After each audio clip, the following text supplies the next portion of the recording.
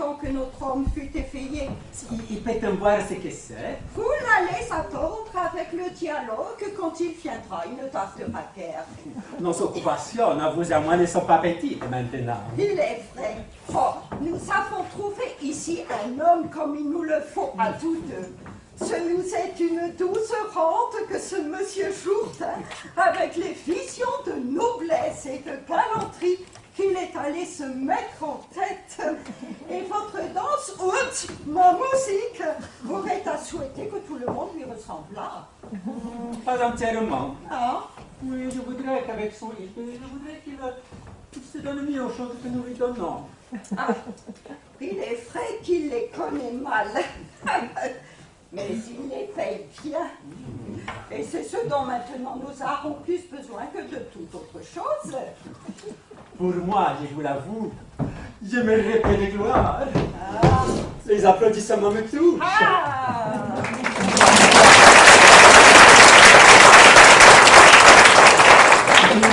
Il est tient à tous les beaux-arts. Il est un supplice assez fâcheux que de se produire à des sots, que d'essuyer sur des compositions la barbarie d'une stupide. Ah, il y a plaisir, ne m'en parlez point, à travailler pour des personnes qui soient capables de sentir la délicatesse d'un art, qui sachent faire un doux accueil aux beautés d'un ouvrage et par de chatouillantes approbations vous régaler de votre travail. Ah oui, la récompense la plus grande que vous puissiez recevoir pour les choses que l'on fait, c'est de les voir connus, de les voir caressés dans le doux applaudissement qui vous honore.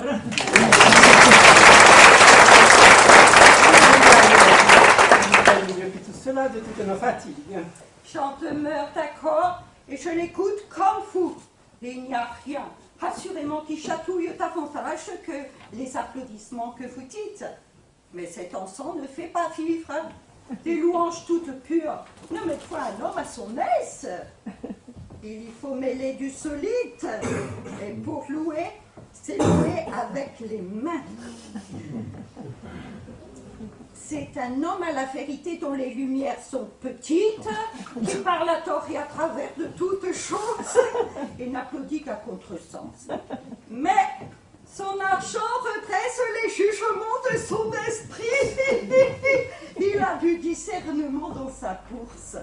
Ses louanges sont monnayées. Et ce bourgeois ignorant nous vaut mieux comme vous voyez que le grand seigneur éclairé qui nous a introduits ici. Il y a du vrai dans ce que vous dites. Ma maman, je trouve que vous appuyez un petit peu trop sur l'argent et l'intérêt, quelque chose de si bas. Il ne faut jamais qu'un honnête homme montre pour lui de l'attachement. Ça fait pourtant fort bien l'argent que notre homme vous donne. Maman, soulez-moi, maman, je n'en fais pas tout mon bonheur. Et je voudrais qu'avec son bien, il eût encore quelques bons goûts des choses. Je le voudrais aussi, et c'est pourquoi nous travaillons tous deux autant que nous pouvons. En tout cas, il nous donne moyen de nous faire connaître dans le monde, et il fera pour les autres ce que les autres loueront pour lui. Les voilà qui viennent. Eh bien, messieurs, qu'est-ce? Me ferez-vous voir votre petite drôlerie? Comment? Quelle petite drôlerie? Là, comment appelez-vous cela déjà? Votre prologue ou dialogue de chansons et de danse? Vous nous y voyez préparés. Je vous ai fait un peu attendre, mais c'est que je me fais habiller aujourd'hui comme les gens de qualité. Et mon tailleur m'a envoyé des bas de soie que j'ai pensé ne mettre jamais. Nous ne sommes ici que pour attendre votre loisir. Je vous prie tous deux de ne vous point en aller qu'on ne m'ait apporté mon habit, afin que vous me puissiez voir. Tout ce qui vous plaira. Vous me verrez équipé depuis les pieds jusqu'à la tête. Ah, nous n'en doutons point. Je me suis fait faire cette indienne-ci. Oh, elle est fort belle. Mon tailleur m'a dit que les gens de qualité étaient comme cela le matin. Oui, monsieur. Cela vous sied à merveille. Laquais, ou l'homme de laquais. Que voulez-vous, monsieur? C'est pour voir si vous entendez bien. Voici encore un petit déshabillé pour faire le matin mes exercices. Ravissant. Voyons votre affaire. Ah, je voudrais auparavant vous faire entendre un air que j'ai composé pour la sérénade que vous m'avez demandé. Écoutez seulement.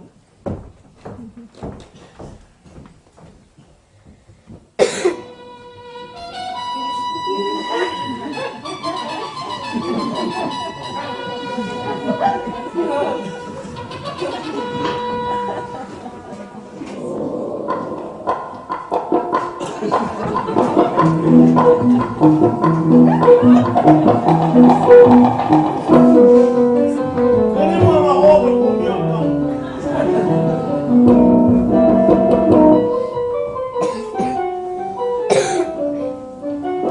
Excusez-moi, je peux plus résister, j'attends ce morceau. Sais-tu danser la carioca? Attendez, je crois que je serais mieux sans moi. Ce n'est vraiment pas très compliqué. Pour la comprendre, suis bien mes pas. Je n'ai pas un tango cha-cha, encore une bossa nova. Quand t'as goûté à cette danse, là tu ne peux plus faire que ça. Youpi, dansons la carioca. C'est bien, faites tous comme moi. Youpi, avec la carioca. Tant pis s'il faut dire aux autres non.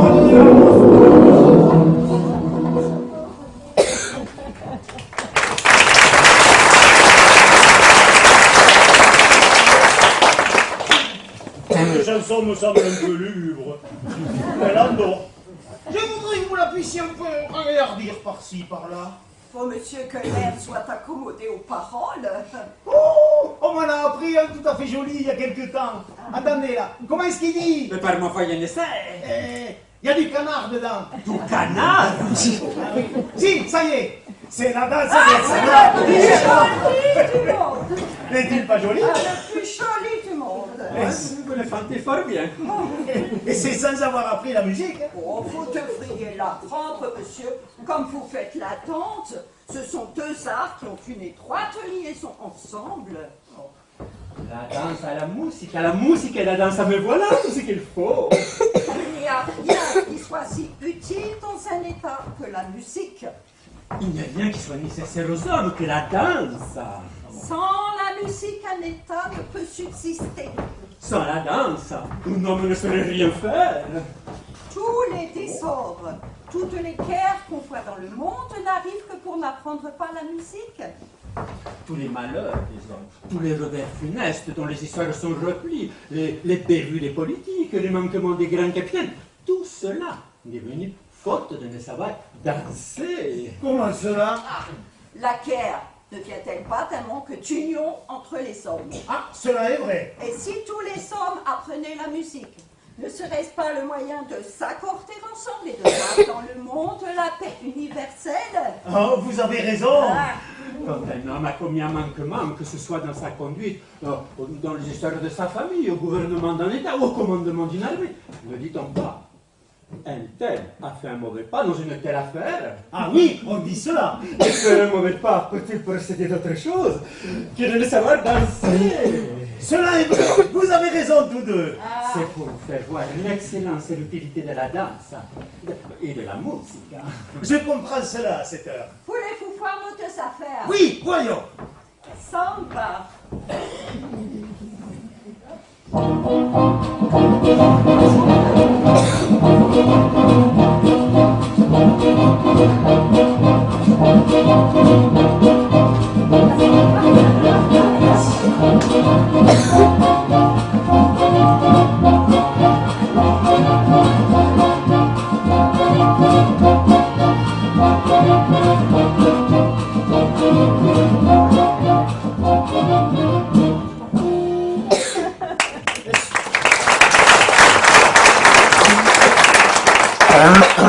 Est-ce tout?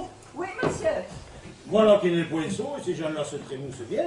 Lorsque la danse sera mêlée à la musique, cela fera plus d'effet encore. Et vous ferez quelque chose de galant dans le palais que nous avons ajusté pour vous. C'est pour tantôt au moins. Et la personne pour qui j'ai fait faire tout cela me doit faire l'honneur de venir dîner séant. Tout est prêt.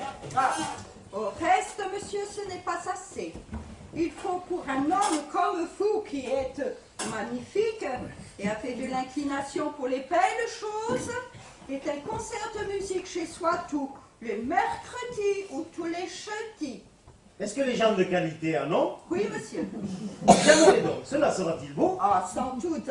Il vous faudra 3 fois un ténor, une haute contre, une passe qui seront accompagnées d'une passe de fiole, d'un théor puis d'un clavecin pour les passes continues et de 2 dessus de violon pour jouer les ritournelles. Ah, il faudra mettre aussi une trompette marine. La trompette marine est un instrument qui me plaît et qui est très harmonieux. Oh. Ah, laissez-nous gouverner les choses. Au moins, n'oubliez pas tantôt de m'envoyer les musiciens pour chanter à table. Ah, vous saurez tout ce qu'il vous faut. Mais surtout que le ballet soit beau. Ah, vous en serez content. Entre autres choses, de certains menuets que vous y ferez. Oh, les menuets sont madame. Ah. Je veux que vous me les voyez danser. Allons, mon maître. Un chapeau, monsieur, s'il vous plaît. Un chapeau. Un chapeau. Un chapeau.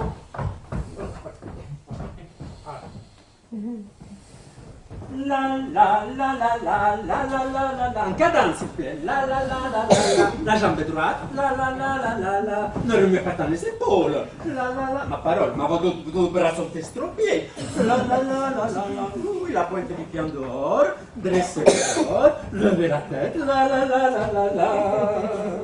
Ah, voilà qui est admirable. À propos, apprenez-moi comme il faut faire une révérence pour saluer une marquise. Una reverenza por salire una marchisa. Oui, Donnez-moi. une marquise qui s'appelle Dorimène. Ah, donnez-moi la main. Non, vous n'avez qu'à faire. Si vous voulez la saluer avec beaucoup de respect, vous devez d'abord faire une révérence en arrière. Puis 3 révérences en avant en marchant vers elle. Et la troisième, vous baissez, vous cassez les genoux.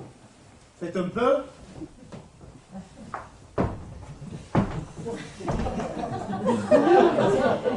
Bon. Monsieur, voilà votre maître d'armes qui est là. Ah, dis-lui qu'il entre ici pour me donner le son. Je veux que vous me voyiez faire.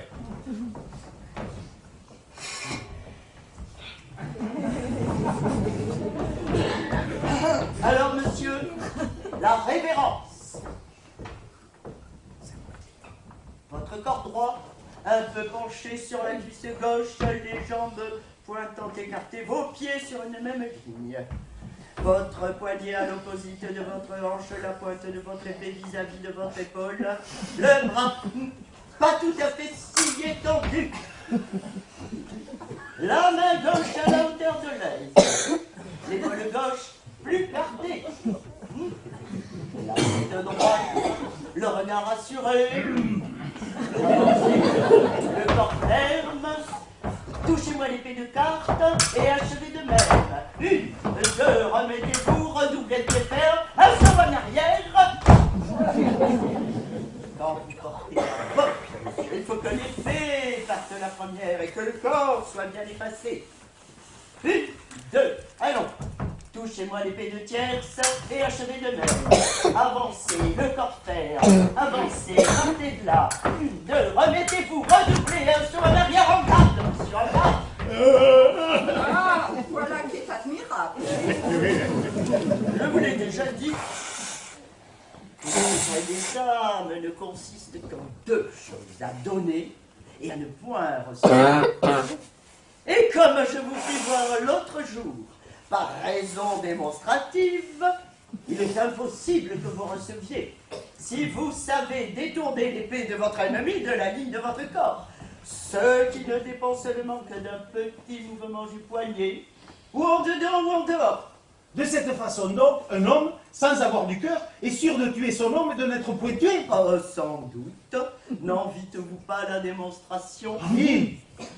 Et c'est en quoi l'on voit de quelle considération nous autres devons être dans un état, et combien la science des armes l'emporte hautement sur toutes les autres sciences inutiles, comme la danse, la musique.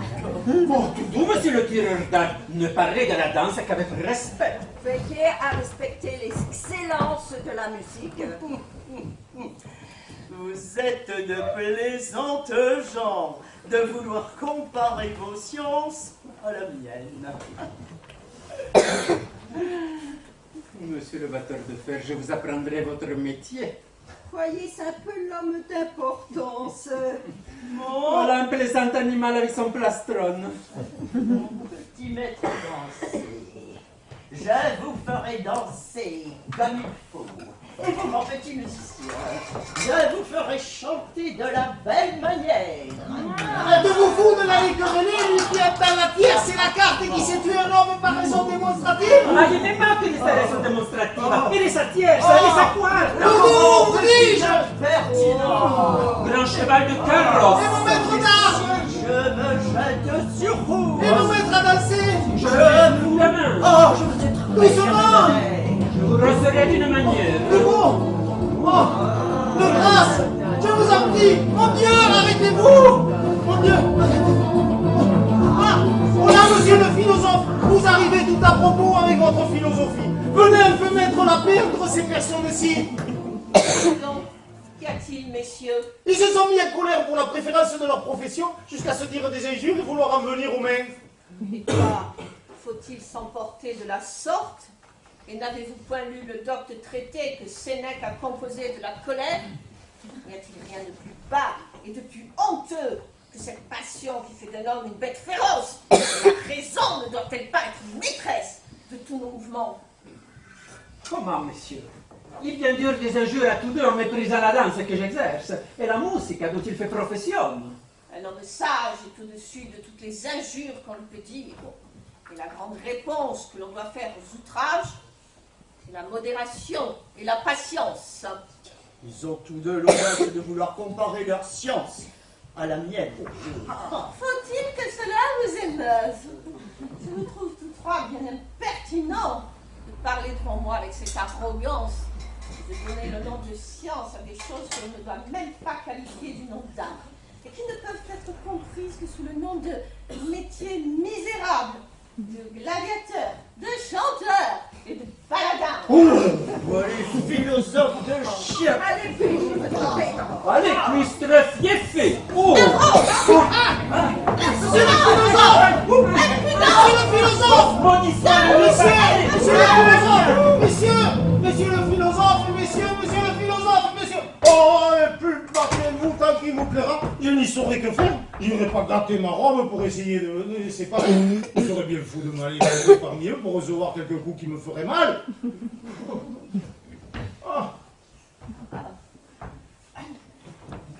Oh, monsieur, je suis fâché des coups qu'ils vous ont donnés. Venons à notre leçon. Cela n'est rien. Un philosophe sait recevoir les choses comme il faut. Je m'en vais composer contre une satire du style de Juvénal, qui les déchirera de la belle façon. Laissons cela. Que voulez-vous apprendre? Tout ce que je pourrais, car j'ai toutes les envies du monde d'être savant, et j'enrage que mon père et ma mère m'aient fait bien étudier dans toutes les sciences quand j'étais jeune. Ce sentiment est raisonnable. Nam sine doctrina vida est quasi mortissima exgo. Vous entendez cela? Vous savez le latin, sans doute? Oui. Mais faites comme si je ne le savais pas, et expliquez-moi ce que cela veut dire. Cela veut dire, sans la science, la vie est presque une image de la mort. Cela telle-là a raison. N'avez-vous point quelques principes, quelques commencements des sciences? Ah oui, je sais lire et écrire. Bien. Vous plaît-il que nous commencions? Voulez-vous que je vous apprenne la logique? Qu'est-ce que c'est que cette logique? C'est elle qui s'appelle les trois opérations de l'esprit. C'est ces trois opérations? La première, la seconde, la troisième. La première est de bien concevoir par le moyen des universaux. La seconde est de bien juger par le moyen des catégories. Et la troisième est de bien tirer conséquence par le moyen des figures. Des rives, des fiots. Voilà des mots qui sont trop rébarbatifs. Cette logique-là ne me revient point. Apprenons autre chose qui soit plus jolie. Est-ce la morale que vous voulez apprendre? La morale? Oui, Qu'est-ce qu'elle dit, cette morale? c'est elle qui traite de la félicité et enseigne aux hommes à modérer leur passion. Hop, laissez cela. Je suis bilieux comme tous les diables. Et il y a morale qui tienne. Je veux me mettre en colère. Tout mon sou quand il m'en prend la vie. Est-ce la physique que vous voulez apprendre? Qu'est-ce qu'elle chante, cette physique? La physique est celle qui enseigne les principes des choses naturelles et les propriétés du corps, qui discourt de la nature des éléments, les métaux, les minéraux, les pierres, les plantes et les animaux. Et nous enseigne les causes de tous les feux volants, arc-en-ciel, tempêtes, les éclairs, le brouillard, la neige, la pluie, le vent, la glace, les vents et les tourbillons. Non, il y a trop de tintamarre là-dedans, trop de brouillamini. Que voulez-vous donc que je vous apprenne? Apprenez-moi l'orthographe. What?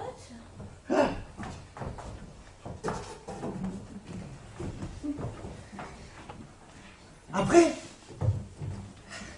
vous m'apprendrez l'almanach.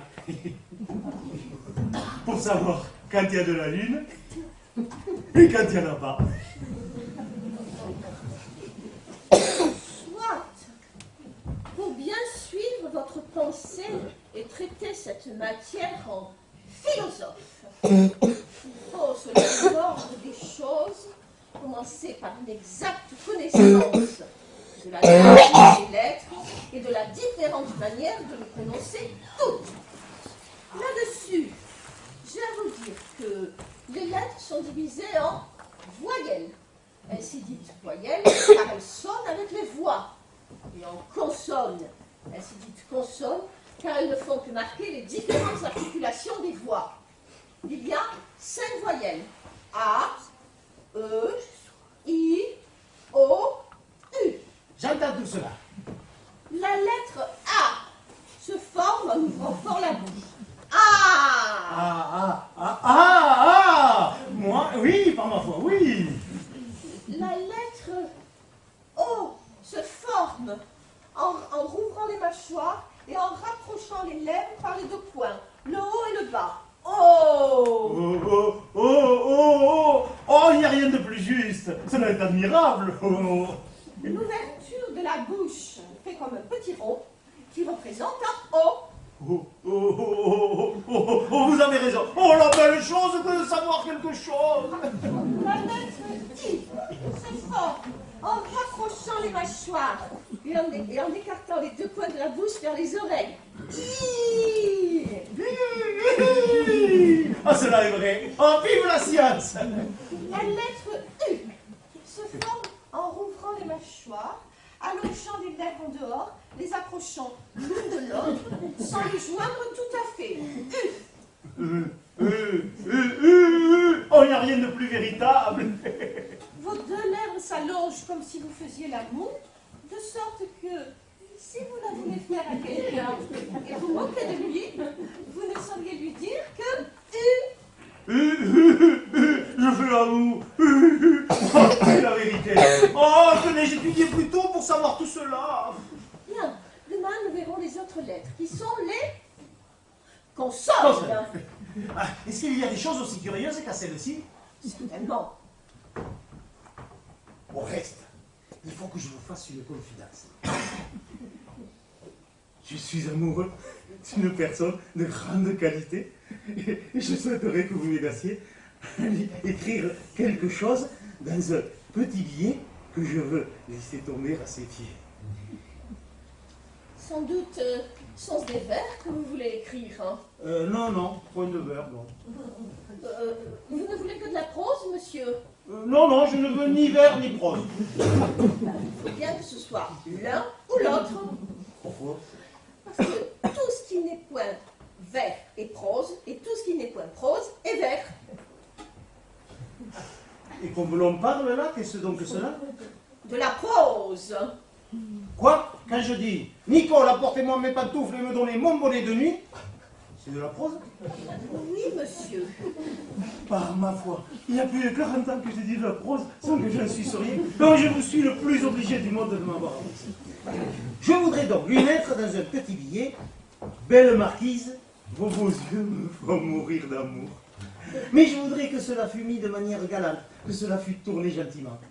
Maître, que les feux de ses yeux réduisent votre cœur en cendres et vous souffrez. Non, je ne veux point tout cela, je ne veux que ce que je vous ai dit, belle marquise, vos beaux yeux me font mourir d'amour. Il faut bien étendre un peu la chose. Non, vous dis-je, je ne veux que ces seules paroles-là dans le billet. Belle marquise, vos beaux yeux me font mourir d'amour. Mais je voudrais que cela fût tourné gentiment, que cela fût mis de manière galante. Bien, vous pouvez mettre. Belle marquise, vos beaux yeux me font mourir d'amour. D'amour mourir me font belle marquise, vos beaux yeux. Ou bien, d'amour mourir belle marquise, vos yeux beaux d'amour me font. Ou bien, me font d'amour marquise belle, mourir d'amour. De toutes ces façons-là, laquelle est la meilleure? Celle que vous avez dite, bien sûr. Ah, cependant, je n'ai point étudié, et j'ai fait cela tout du premier coup. Ah, je vous remercie de tout mon cœur. Et je vous prie de venir demain de bonne heure. Je n'y manquerai pas. Comment? Mon habit n'est point encore arrivé? Non, monsieur. Ce maudit tailleur me fait bien attendre pour un jour où j'ai tant d'affaires. J'en rage que la fièvre cartaine puisse serrer bien fort ce bourreau de tailleur. Au diable le tailleur, la peste étouffe le tailleur. Si vous le tenez là, ce tailleur détestable, ce chien de tailleur, là, ce traître de tailleur. Vous voilà. Je m'allais mettre en colère contre vous. Je n'ai pas pu venir plus tôt, et j'ai mis un garçon après votre habit.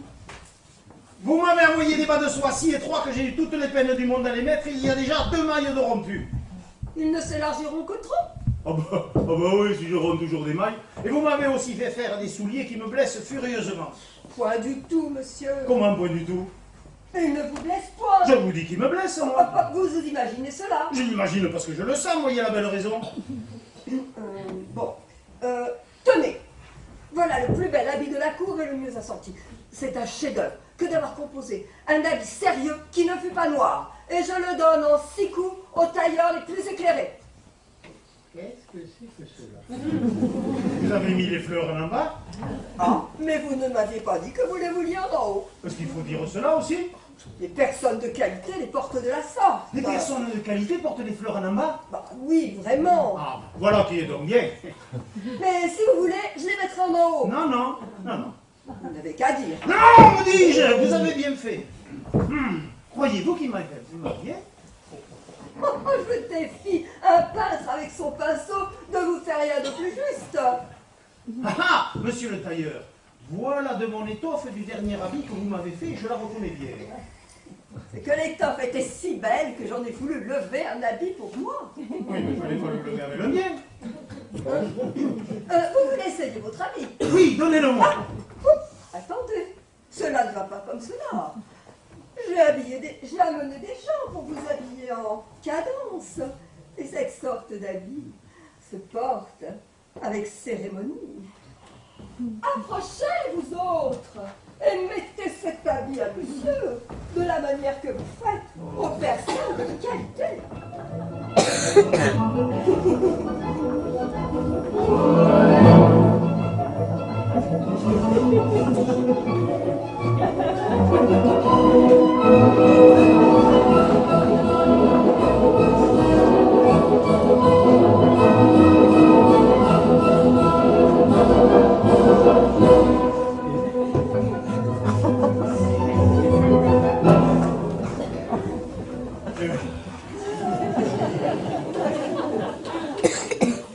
Monseigneur, mon gentilhomme, veuillez s'il vous plaît donner quelque chose pour boire au garçon. Comment m'appelez-vous? Mon gentilhomme. Mon gentilhomme. Voilà ce que c'est que de se mettre en personne de qualité. Allez-vous-en toujours de me réhabiller en bourgeois, on ne vous dira point mon gentilhomme. Tenez, voilà ce que ma gentilhomme vous donne. Monseigneur, nous vous sommes bien obligés. Monseigneur. Monseigneur, oh, Monseigneur, Monseigneur mérite quelque chose, et ce n'est pas une petite parole que ce Monseigneur. Attendez, mon ami, voilà ce que Monseigneur vous donne. Nous boirons à la santé de votre grandeur. Votre grandeur. Votre grandeur. Attendez, ne vous en allez pas. Oh moi, votre grandeur. Par ma foi, s'il va jusqu'à l'altesse, il aura toute ma bourse. Voilà pour ma grandeur. Ah, nous vous remercions très, très, très, très humblement de vos libéralités. Il a bien fait, je lui allais tout donner.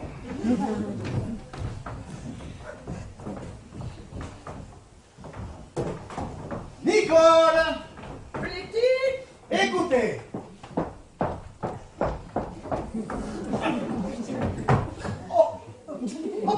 Toi, tu vas rire.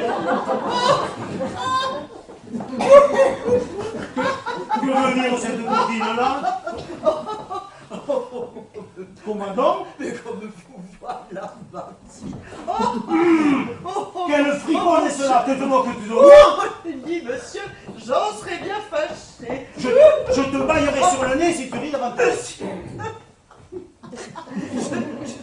Je ne peux pas m'empêcher. Mais tu ne t'arrêteras pas. Je vous demande pardon, mais vous êtes si plaisant comme ça que je ne saurais me tenir de rire. Mais voyez quelle insolence. Monsieur, vous êtes tout à fait drôle comme cela. Je vous prie de m'excuser.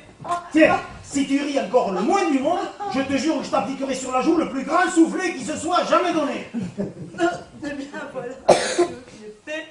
Je ne rirai plus. Prends-y bien garde. Il faut que pour tantôt tu nettoies, que tu nettoies comme il faut. Il faut, dis-je, que tu nettoies la salle et... Encore! Tenez, monsieur. Battez-moi plutôt et me laissez rire tout mon sou. Cela fera plus de bien. J'enrage! Oh, de grâce, monsieur, je vous prie de me laisser rire. Ah, si je te prends! Mais attends, jamais vu une pandarde comme celle-là qui me vient rire insolemment au nez au lieu de recevoir mes ordres. Et que je fasse? Que tu prépares ma maison pour la compagnie qui doit venir tantôt. Par ma foi, je n'ai plus envie de rire. Et toutes vos compagnies font tant de désordre océan que ce mot est assez pour me mettre en mauvaise humeur. Ne dois-je point pour toi fermer ma porte à tout le monde? Oh, vous devriez au moins la fermer à certaines personnes. Voici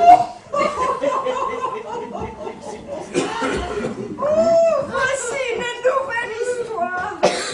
Qu'est-ce que c'est donc, mon mari, que cet équipage-là?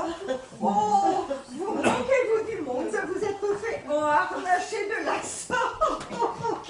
Et avez-vous envie qu'on se raille partout de vous? Il n'y a que les sots et les sottes, ma femme, qui se railleront de moi. Ah oui, vraiment. On n'a pas attendu jusqu'à cette heure. Et il y a longtemps que vos façons de faire donnent à rire à tout le monde. Qui est donc tout ce monde-là, s'il vous plaît? Tout ce monde-là est un monde qui a raison, et qui est bien plus sage que vous. Pour moi, je suis scandalisée de la vie que vous menez. Je ne sais plus ce que c'est que notre maison. On dirait séant qu'il est carnaval tous les jours, et dès le matin, dit peur d'y manquer, on y entend des vacarmes de violons et de chanteurs dont tout le voisinage se trouve incommodé. Madame parle bien. Je ne saurais plus voir mon ménage propre avec cet attirail de gens que vous faites venir chez vous. Ils ont des pieds qui vont chercher de la boue dans tous les quartiers de la ville pour l'amener ici. Et la pauvre Françoise est presque sur les dents à frotter les planchers. Que tous vos bien-être viennent crotter régulièrement tous les jours. Mais, notre servante Nicole, vous avez le caquet bien affilé pour une paysanne. Mais Nicole a raison, et son sens est meilleur que le vôtre.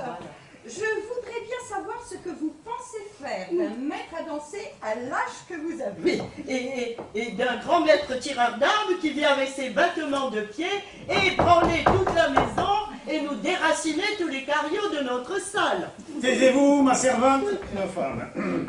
Est-ce que vous voulez apprendre à danser pour quand vous n'aurez plus de jambes? Est-ce que vous avez envie de tuer quelqu'un? Taisez-vous, vous dis-je, vous êtes des ignorantes l'une et l'autre, et vous ne savez pas les prérogatives de tout cela. Ah, vous devriez bien plutôt songer à marier votre fille, qui est en âge d'être songerai à marier ma fille quand il se présentera un parti pour elle. Mais je veux aussi songer à apprendre les belles choses. J'ai encore ouï dire, madame, qu'il a pris aujourd'hui pour renfort de potage un maître de philosophie. Fort bien. Je veux avoir de l'esprit et savoir raisonner des choses parmi les honnêtes gens.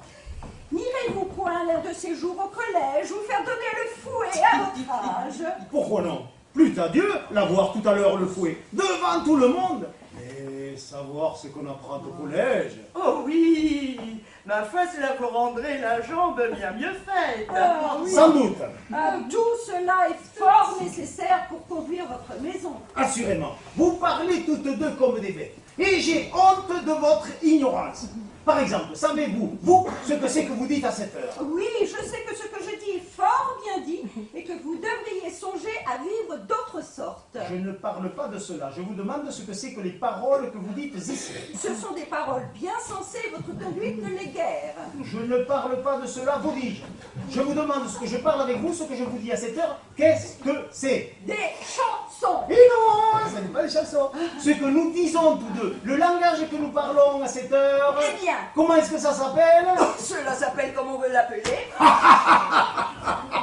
C'est de la prose, ignorant. Oh, de la prose. Eh oui, tout ce qui est prose n'est point vert, et tout ce qui n'est point vert n'est point prose. Voilà ce que c'est que d'étudier. Et toi là, sais-tu bien comme il faut faire pour dire un U? Oui. Qu'est-ce que tu fais quand tu dis un U? Dis un peu U pour voir. Eh bien, U. Qu'est-ce que c'est fait? Eh bien, je dis U. Oui, mais qu'est-ce que tu fais? Eh bien, je fais ce que vous me dites. Étrange chose que d'avoir affaire à des bêtes. Puis allons, je les lèvres, je rapproche la mâchoire là-haut, je fais la mâchoire, je fais l'amour. Oui, cela est bien.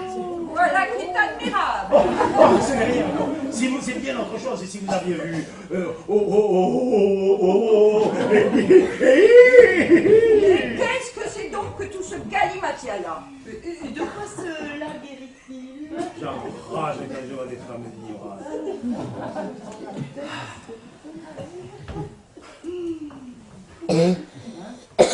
Vous devriez bien plutôt envoyer promener ces gens-là avec leur faribole. Surtout ce grand maître d'armes qui remplit de poudre tout mon ménage. Ouais. Ce maître d'armes vous tient bien à cœur. Et je vais te faire voir son impertinence tout à l'heure. Tiens, tiens. Et raison démonstrative, la ligne du corps. Quand tu pousses en carte, tu n'as qu'à faire comme cela. Quand tu pousses en tierce, tu n'as qu'à faire comme cela. Voilà le moyen de n'être jamais tué. Et cela n'est-il pas beau d'être assuré de son fait quand on se bat contre quelqu'un? Allez, vas-y, là, pousse un peu pour voir. Allez, là. Et bien, vous me dites de pousser. Oui, mais tu pousses en tierce, ça va te le pousser en carte et t'as pas la patience que je parle. Vous êtes fou, mon mari, avec toute votre fantaisie. Et cela vous est venu depuis que vous vous mêlez de hanter la noblesse. Parce que je hante la noblesse, ma femme. Je fais paraître mon jugement. Et cela est bien plus beau que de hanter votre bourgeoisie. Oh oui, il y a fort à gagner à fréquenter vos nobles. Et vous avez bien opéré avec ce beau monsieur le comte dont vous vous êtes embéguiné. Eh, songez à ce que vous dites. Savez-vous bien, ma femme, que vous ne savez pas de qui vous parlez quand vous parlez de lui? Ah bon? C'est une personne d'importance plus que vous ne pensez. Un seigneur que l'on considère à la cour et qui parle au roi tout comme je vous parle. Il n'est-ce pas une chose qui est tout à fait honorable que l'on va venir chez moi si souvent un homme de cette qualité qui m'appelle son cher ami et me traite comme si j'étais son égal. Il a pour moi je ne le devinerai jamais. Et devant tout le monde, il me fait des caresses. Non, je suis moi-même confus. Oh oui, il a des bontés pour vous. Et vous fait des caresses. Mais il vous emprunte votre argent. Eh bien, Ne me pas de l'honneur que de prêter de l'argent à un homme de cette condition. Et puis je ferai moins pour un seigneur qui m'appelle son cher ami. Et ce seigneur, que fait-il pour vous? Des choses dont on serait étonné si on le savait. Quoi? Mais basta, je ne puis pas m'expliquer. Il suffit que si je lui ai prêté de l'argent, il me le rendra bien et avant qu'il soit. Oui, attendez-vous à cela. Vraiment, ne me l'a-t-il pas dit? Oui, oui, il ne manquera pas d'y faillir. Il m'a juré sa foi de gentilhomme. Chanson. Ouais, vous êtes bien obstiné, madame. Il me tiendra parole, j'en suis sûr. Et moi, je suis sûre que non. Et que toutes les caresses qu'il vous fait ne sont que pour vous enjôler. C'est vous le voici. Ah, il ne nous faut plus que ça. Il vient peut-être encore vous faire quelque emprunt. Il me semble que j'ai dîné quand je le C'est chez vous, dis-je. Mon cher ami, monsieur Jourdain, comment vous portez-vous? Fort bien, monsieur, pour vous rendre mes petits services. Et Madame Jourdain, que voilà, comment se porte-t-elle? Madame Jourdain se porte comme elle peut. Comment, monsieur Jourdain? Mais vous voilà le plus propre du monde. Vous avez tout à fait bon air avec cet habit. Et nous n'avons point de jeunes gens à la cour qui soient mieux faits que vous. Vous voyez? Il ne gratte pas où il se démange. Tournez-vous. Oh, cela est tout à fait gallant. Aussi saut par derrière que par devant. Ma foi, monsieur Jourdain, j'avais une impatience étrange de vous voir. Vous êtes l'homme du monde que j'estime le plus. Et je parlais de vous ce matin encore dans la chambre du roi. Oh, vous me faites beaucoup d'honneur, monsieur. Dans la chambre du roi. Allons, mettez. Oh, monsieur, je sais le respect que je vous dois. Mon Dieu, mettez, point de cérémonie entre nous, je vous prie. Monsieur. Mettez, monsieur Jourdain, vous êtes mon ami. Monsieur, je suis votre serviteur. Je ne me couvrirai point si vous ne vous couvrez. Oui, j'aime mieux être un civil qu'un porteur.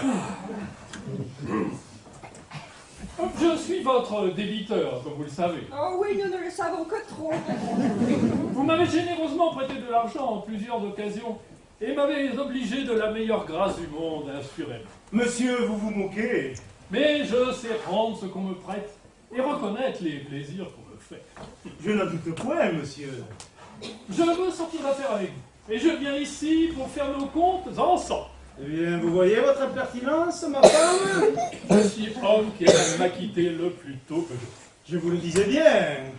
Bon, voyons un peu ce que je vous dois. Voilà avec vos soupçons ridicules. Vous souvenez-vous bien de tout l'argent que vous m'avez prêté? Je crois que oui. J'avais fait un petit mémoire. Le voici. Donné à vous une fois 200 livres. Cela est vrai. Une autre fois 6,20. Oui. Une autre fois 140. Vous avez raison. Ces trois articles font 460 louis qui valent 5060 livres. Le compte est fort bon. 5060 livres. 1832 livres à votre plumassier. Justement, 2780 livres à votre tailleur. il est vrai. 4379 livres, 12 sols, 8 deniers à votre marchand. Fort bien, 12 sols Louis Denier, le compte est juste, oui. 1748 livres, 7 sols, 4 deniers à votre cellier. Tout cela est véritable. Qu'est-ce que cela fait? Somme totale, 15 800 livres. Oh, somme totale est juste 15 800 livres. Mettez encore 200 pistoles que vous m'allez donner. Hein. Cela fera justement 18 000 francs que je vous paierai au premier jour.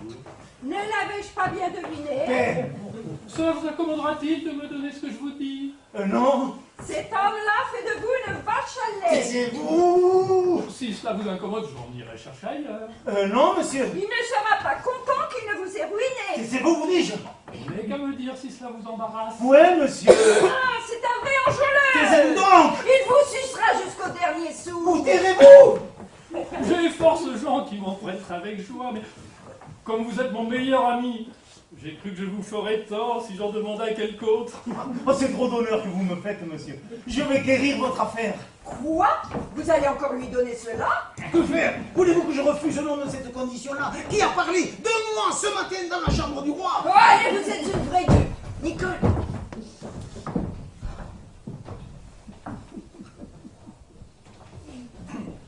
Vous me semblez toute mélancolique. Qu'avez-vous, Madame Jourdain? J'ai la tête plus grosse que le poing et si elle n'est pas enflée. Mademoiselle, votre fille, où est-elle? Que je ne la vois point. Mademoiselle, ma fille est bien là où elle est. Comment se porte-t-elle? Oh, elle se porte sur ses deux jambes. Ne voulez-vous pas de ces jours venir voir avec elle le ballet et la comédie qu'on fait de l'ordre? Oh oui, vraiment, nous avons fort envie de rire. Fort envie de rire, nous avons. Je pense, Madame Jourdain, que vous avez dû avoir bien des amants dans votre jeune âge, belle et d'agréable humeur, comme vous étiez. Mesdames, monsieur, est-ce que Madame Jourdain est décrépite et la tête lui grouille-t-elle déjà?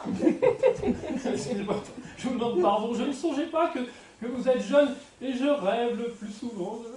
Veuillez, excusez mon impertinence. Voilà 200 louis bien comptés. Oh, je vous assure, Monsieur Jourdain, que je suis tout à vous. Oh, et je brûle de vous rendre un service à la cour. Oh, je vous suis trop obligé, monsieur. Si Madame Jourdain peut venir voir le divertissement royal, je lui ferai donner les meilleures places de la salle. Madame Jourdain vous baise les mains. Notre belle marquise, comme je vous ai mandé par mon billet, viendra ici tantôt pour le ballet et le repas. Je l'ai fait consentir enfin au cadeau que vous lui voulez donner. Tirons-nous un peu plus loin pour causer. Il y a 8 jours que je ne vous ai vu, et je ne vous ai point demandé de nouvelles du diamant que vous me mîtes entre les mains pour lui en faire présent de votre part. Et c'est que j'ai eu toutes les peines du monde à vaincre son scrupule, et ce n'est que d'aujourd'hui qu'elle s'est résolue à l'accepter. Comment l'a-t-elle trouvé? Merveilleux. Et je me trompe fort. La beauté de ce diamant fera pour vous, sur son esprit, un effet admirable. Ah, plutôt ciel. Quand il est une fois avec lui, il ne peut le quitter. Fait valoir comme il faut la richesse de ce présent, la grandeur de votre amour.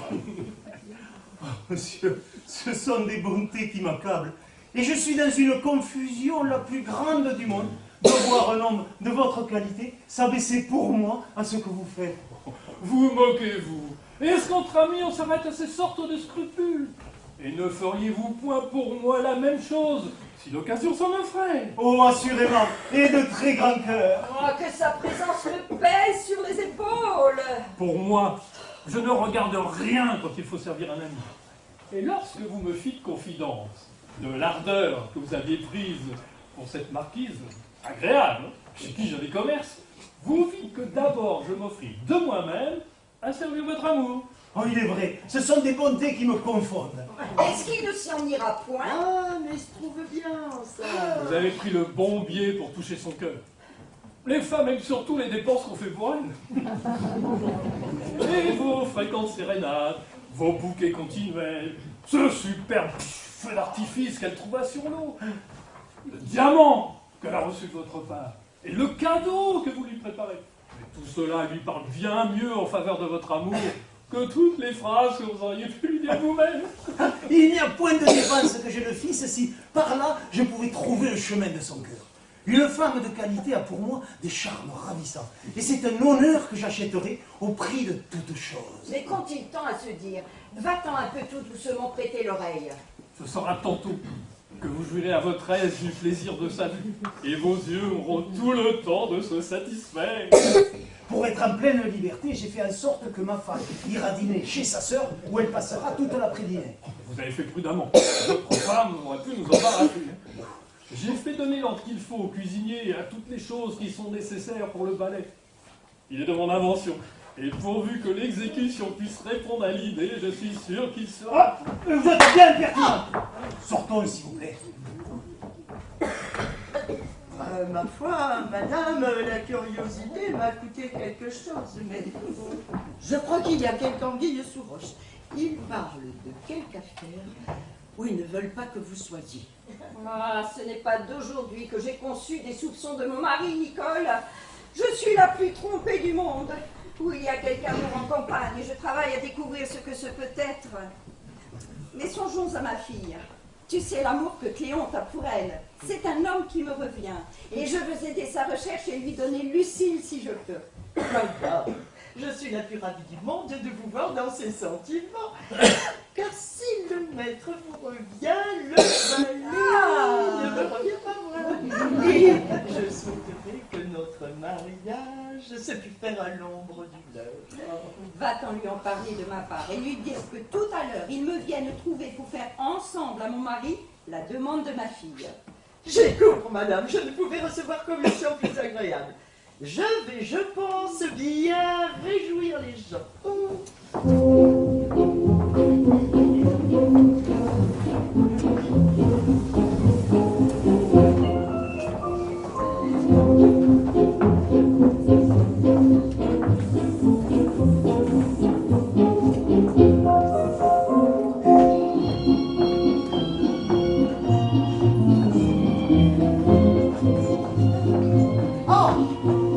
Voilà tout à propos. Je suis une Retire-toi, race- perfide. Et va-t'en dire, et va-t'en.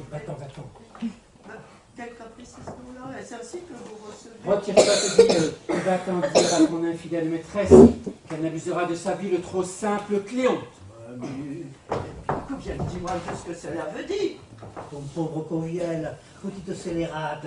Allons vite, ôte-toi de mes yeux, vilaine, et me laisse en repos. Quand tu me viens aussi... Ôte-toi de mes yeux, te dis-je, et ne me parle de ta vie. Oh, quelle mouche les a piqués tous deux. Allons de cette belle histoire informer ma maîtresse. Quoi? Traiter un amant de la sorte? Et un amant le plus fidèle et le plus passionné de tous les amants. C'est une chose épouvantable que ce qu'on nous fait à tous deux. Je fais voir pour nos personnes toute la tendresse, toute l'ardeur qu'on puisse imaginer. Je n'aime rien qu'elle au monde et je n'ai qu'elle dans l'esprit. Elle fait tous mes soins, toute ma joie, tous mes désirs. Je ne parle qu'elle, je ne pense qu'à elle. Je ne fais les songes que d'elle, je ne respire que d'elle. Mon cœur vit tout en elle. Et voici de tant d'amitié la digne récompense. Je suis 2 jours sans la voir. Ce sont pour moi 2 siècles effroyables. Je la croise par hasard, mon cœur s'est élevé tout transporté. Ma joie éclate sur mon visage. Je cours vers elle avec ravissement. L'infidèle détourne de moi ses regards et passe brusquement, comme si de sa vie elle ne m'avait vu. Je dis les mêmes choses que vous. Peut-on rien voir d'égal, Coviel, à cette perfidie de l'ingrate Lucile? Et celle de la pendarde de Nicole, monsieur. Après tant de sacrifices ardents, tant de soupirs, tant de vœux que j'ai faits à ses charmes. Et tant d'assidus hommages, de soins et de services que je lui ai rendus dans sa cuisine. Tant de larmes que j'ai versées à ses genoux. Tant de seaux d'eau que j'ai tirés au puits pour elle. Tant d'ardeur que j'ai fait paraître à la chérir plus que moi-même. Tant de chaleur que j'ai souffert pour tourner la broche à sa place. Elle me fuit avec mépris. Elle me tourne le dos avec effronterie. C'est une perfidie digne des plus grands châtiments. C'est une trahison à mériter 1000 soufflets. Ne t'avise point, je te prie, de ne jamais parler pour elle. Moi, monsieur, je m'en garde. Ne viens pas excuser l'action de cet infidèle, hein. N'ayez pas peur. Non, tous tes discours pour la défendre ne serviront de rien. Mais qui sont cela? Je veux contre elle conserver mon ressentiment et rompre ensemble tout commerce. Oh, j'y consens. Monsieur le comte, qui va chez elle, lui donne peut-être dans la vue, et son esprit, je le vois bien, semble ébloui à la qualité. Mais il me faut, pour mon honneur, prévenir l'éclat de son inconstance. Et je veux faire autant de paquets au changement, je veux la voir courir, et ne lui laissez pas toute la gloire de me chasser. Cela est fort bien dit. Et j'entre pour mon compte dans tous vos sentiments. Oh, donne la main à mon défi, Coviel, et soutiens ma résolution contre tous les restes d'amour qui me pourraient parler tout elle. Dimanche, je t'en conjure, tout le mal que tu pourras. Oh, fais-moi de sa personne une peinture qui me la rende méprisable. Et dis-moi bien, pour m'en dégoûter, tous les défauts que tu peux voir en elle. Une belle mijaurée. Une prétentieuse. Bien bâtie pour vous donner tant d'amour. Je ne lui vois rien que de très médiocre, et vous trouverez 100 personnes qui seront plus dignes de vous. Premièrement, elle a les yeux petits. Ah, cela est vrai, elle a les yeux petits. Mais elle les a pleins de charme. Les plus brillants, les plus perçants, les plus touchants du monde. Elle a la bouche grande. Oui, mais elle a des grâces qu'on ne voit point aux autres bouches. Et cette bouche, en la voyant, inspire des désirs, est la plus attrayante et la plus amoureuse du monde. Pour sa taille, elle n'est pas grande. Oui, mais elle est aisée et bien prise. Elle a fait une nonchalance dans son parler, dans ses actions. Oui, mais elle a grâce à tout cela. Ses manières sont engageantes. Et je ne sais quel charme à s'insigner dans les cœurs. Pour de l'esprit. Oh, elle en a, Coviel. du plus fin, du plus délicat. Et sa conversation? Sa conversation est charmante. Elle est toujours sérieuse. Oui, de ses joies toujours ouvertes, de ses enjouements épanouis. Et ne vois-tu rien de plus impertinent que ces femmes qui rient à tout propos? Non, elle est capricieuse autant que personne du monde. Ah, il est vrai, elle est capricieuse, j'en demeure d'accord. Mais tout s'y est bien, nos belles. On souffre tout des belles. Puisque cela va comme cela, je vois bien que vous avez envie de l'aimer toujours. Moi, j'aimerais me mourir, et je vais la haïr autant que je l'ai aimée. Le moyen, si on l'a trouvée si parfaite. C'est pourquoi je veux mieux faire voir la force de mon cœur, à la haïr, à la quitter, toute belle, toute pleine d'attrait que je la trouve, tout est mal fait. Oh, la voilà. Scandalisé. Ce n'est peut-être, Nicole, que ce que je dis. Oh, mais le voilà. Je ne veux pas seulement lui parler. Je veux vous imiter. Qu'est-ce donc, Cléante, qu'avez-vous? Qu'as-tu donc, Covielle? Quel chagrin vous possède? Quelle mauvaise humeur te tient?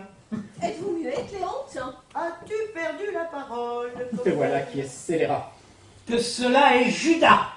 Je vois bien que la rencontre de tantôt a troublé votre esprit. Ah, on voit ce que l'on a fait. Notre accueil de ce matin t'a fait prendre la chèvre. On a deviné l'arnaque. N'est-il pas vrai, Cléante, que c'est là le sujet de votre souci? Oui, ce l'est, perfide. Et j'aime dire que vous ne triompherez pas comme vous le pensez de votre infidélité, que je vais être le premier à rompre avec vous, et ne vous laisserai pas toute la joie de me quitter. J'aurai de la peine, sans doute, à rompre l'amour que j'ai pour vous. Cela me causera des chagrins, je souffrirai un temps. Mais j'en viendrai à bout, et je me percerai plutôt le cœur que d'avoir la faiblesse de retourner à vous. Que si, que mi. Voilà bien du bruit pour rien. Je vous dis, Cléante, le sujet qui m'a fait ce matin éviter votre abord. Non, je ne veux rien écouter. Je te veux apprendre la cause qui nous a fait passer si vite. Je ne veux rien entendre.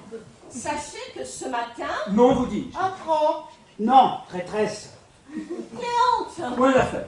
Covielle. Point. eh bien, puisque vous ne voulez pas m'écouter, restez dans votre pensée et faites ce qui vous plaira. Sachant donc le sujet d'un si bel accueil. Puisque tu fais comme cela, prends-le tout comme tu voudras. Il ne me plaît pas. Dites-moi, Non, je ne veux rien dire. Compte-moi. Bon, je ne compte rien. de grâce, Non, vous dis-je. Par charité. Point d'affaire. je vous en prie, Laissez-moi. Je t'en conjure. Ôte-toi de là. Lucille, Nicole. Je ne veux pas. au nom des dieux, Parle-moi. Point Je du ne veux tout. rien. ouais, éclaircissez mes soupçons, mes doutes. Non. Guéris-moi l'esprit. Non, il ne me plaît pas. Eh bien, puisque vous vous souciez si peu de me tirer de peine et de vous justifier du traitement indigne que vous avez fait à ma flamme, vous me voyez ingrate pour la dernière fois. Et je vais loin de vous, mourir de douleur et d'amour. Et moi, je vais suivre ses pas. Cléante, Covielle. Hein? où allez-vous? Et Là où je vous ai dit. nous allons mourir. Vous allez mourir, Cléante? Mais oui, cruel, puisque vous le voulez. Moi, je veux que vous mouriez. Mais oui, vous le voulez. Mais si vous aviez voulu m'écouter, ne vous aurais-je pas dit que l'aventure dont vous vous plaignez a été causée ce matin par la présence d'une vieille tante qui sans cesse nous sermonne sur le chapitre et nous présente les hommes comme des diables qu'il faut fuir? Voilà le secret de l'affaire. Ne me trompez-vous point, Lucille. Il Ne n'est rien, m'entends-tu pas à garder? il n'est rien de plus vrai. C'est la chose comme elle est. Nous rendrons-nous à cela? Oh, Lucille, qu'avec un mot de votre bouche, vous savez apaiser des choses à mon cœur et que facilement se laisse persuader aux personnes que l'on aime. Qu'on est aisément amadoué par ces diantres d'animaux-là.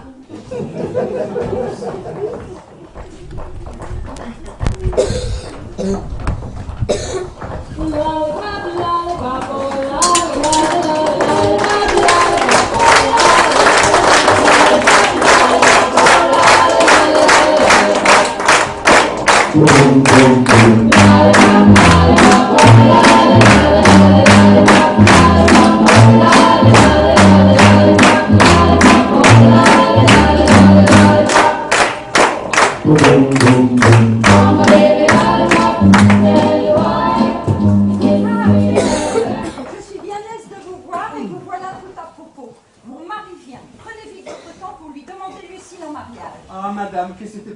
je sais qu'elle flatte mes désirs. Pouvais-je recevoir un ordre plus charmant, une faveur plus précieuse? Allez, Cléon. Allez, Cléon, allez. Allons, allez. Monsieur, je n'ai voulu prendre personne pour vous faire une demande que je médite il y a longtemps. Elle me touche assez pour m'en charger moi-même. Aussi, sans autre détour, je vous dirais que l'honneur d'être votre gendre est une faveur glorieuse que je vous prie de m'accorder. Avant que je vous donne réponse, monsieur, je vous prie de me dire si vous êtes gentilhomme. Monsieur, la plupart des gens sur cette question n'hésitent pas beaucoup. On tranche le mot aisément. Le nom semble utilisé facilement. L'usage semble autoriser l'utilisation aujourd'hui. Mais pour moi, je vous l'avoue, j'ai des sentiments sur cette matière un peu plus délicate. Oui, je trouve toute imposture indigne d'un honnête homme. Il y a de la lâcheté à déguiser ce que le ciel nous a fait naître. À vouloir se parer aux yeux du monde d'un nom, à vouloir se donner pour ce que l'on n'est pas. Je suis né de parents, sans doute, qui ont tenu des charges honorables. J'ai moi-même acquis dans les armes l'honneur de 6 ans de service et me trouve assez de bien pour tenir dans ce monde un rang assez passable. Mais avec tout cela, je ne peux me donner un nom où d'autres à ma place pourraient pouvoir prétendre. Aussi, je vous dirais franchement que je ne suis point gentilhomme. Touchez-la, monsieur. Ma fille n'est pas pour vous. Comment? Vous n'êtes point gentilhomme, vous n'aurez pas ma fille. Que voulez-vous donc dire avec votre gentilhomme? Est-ce que nous sommes nous autres de la côte de Saint-Louis? Taisez-vous, ma femme, je vous vois venir. Descendons-nous tous deux que de bonne bourgeoisie? Voilà pas le coup de langue. Et votre père n'était-il pas marchand aussi bien que le mien? Paix ce soit de la femme. Elle n'y a jamais manqué. Si votre père a été marchand, tant pis pour lui. Mais pour le mien, ce sont des mal avisés qui disent cela. Tout ce que j'ai à vous dire, moi, c'est que je vais avoir un gendre gentilhomme. Ah, il faut à votre fille un mari qui lui soit propre. Et il vaut mieux pour elle un honnête homme riche et bien fait qu'un gentilhomme gueux et mal bâti. Non, cela est vrai. Nous avons dans notre état le fils du gentilhomme, qui est le plus grand maladroit et le plus saudadé qu'on ait jamais vu. Taisez-vous, impertinente. Vous venez toujours vous fourrer dans la conversation. J'ai du bien assez pour ma fille. Je n'ai besoin que d'honneur. Et je veux la faire marquise. Marquise? Oui, marquise. Mon Dieu, hélas, non. C'est une chose que j'ai résolue. Et c'est une chose, moi, où je ne consentirai point. Les alliances avec plus grand que soi sont sujettes toujours à de fâcheux inconvénients. Je ne veux point qu'un gendre puisse à ma fille reprocher ses parents et qu'elle ait des enfants qui aient honte de m'appeler leur grand-maman. S'il fallait qu'elle me vînt visiter en équipage de grande dame et qu'elle manquât par mégarde à saluer quelqu'un du quartier, on ne manquerait pas aussitôt de dire sans sottise. Voyez-vous, dirait-on, cette madame la marquise qui fait la glorieuse, c'est la fille de monsieur Jourdain, qui était trop heureuse étant petite de jouer à la madame avec nous. Ah, elle n'a pas toujours été aussi relevée que la voilà. Et ses deux grands-pères vendaient du drap au prix de la porte Saint-Innocent. Ils ont amassé de l'argent pour leurs enfants qu'ils doivent payer maintenant bien cher en l'autre monde. Et on ne devient guère si riche à être honnête gens. Je ne veux point tous ces caquets. Et je veux un homme, en un mot, qui m'est obligation de ma fille, et à qui je puisse dire, mettez-vous là, mon gendre, et dînez avec moi.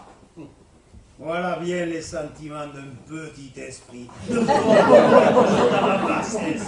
Ne me répliquez pas davantage. Ma fille sera marquise en dépit de tout le monde. Et si vous me mettez en colère, je la ferai duchesse. Duchesse! Cléon, ne perdez point courage encore. Suivez-moi, ma fille, et venez dire résolument à votre père que si vous ne l'avez, vous ne voulez épouser personne.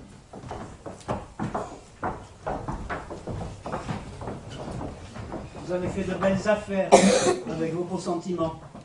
Que veux-tu? J'ai un sentiment là-dessus que l'exemple ne saurait craindre. Ah, Vous moquez-vous de le prendre sérieusement avec un homme comme cela? Ne voyez-vous pas qu'il est fou? Et vous coûtait-il quelque chose de vous accommoder à ses chimères? tu as raison. Mais je n'aurais jamais cru qu'il eût fallu faire ses preuves de noblesse pour être gendre de Monsieur Jourdain. De quoi vis-tu? Une pensée qui me vient pour jouer notre homme et vous faire obtenir ce que vous souhaitez. Comment? Oh, l'idée est tout à fait plaisante. Quoi donc? Il s'est fait depuis peu une certaine mascarade qui vient le mieux du monde ici et que je veux faire à notre ridicule. Tout cela semble un peu sa comédie, mais avec lui on peut hasarder toutes choses. Le Tom a y joué son rôle à merveille, a donné aisément dans toutes les fariboles qu'on s'avisera de lui dire. J'ai les acteurs, j'ai les amis tout près, laissez-moi faire seulement. Apprends-moi. Je vais vous instruire de tout. Mais, retirons-nous, je crois que le voilà qui revient.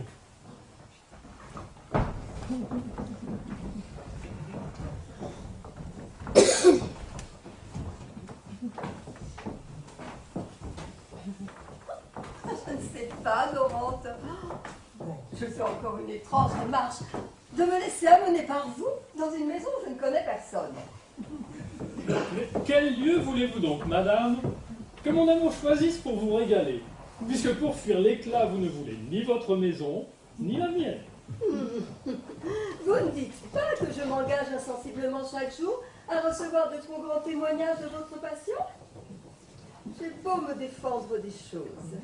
Vous fatiguez ma résistance. Et vous avez une si vile opiniâtreté qui me fait venir doucement à tout ce qui vous plaît. Les visites fréquentes ont commencé, et les déclarations sont venues ensuite, qui après elles ont traîné les sérénades et les cadeaux, que les présents suivis.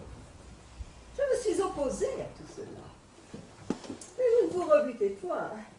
Et pied à pied, vous gagnez mes résolutions. Pour moi, je ne puis plus répondre de rien.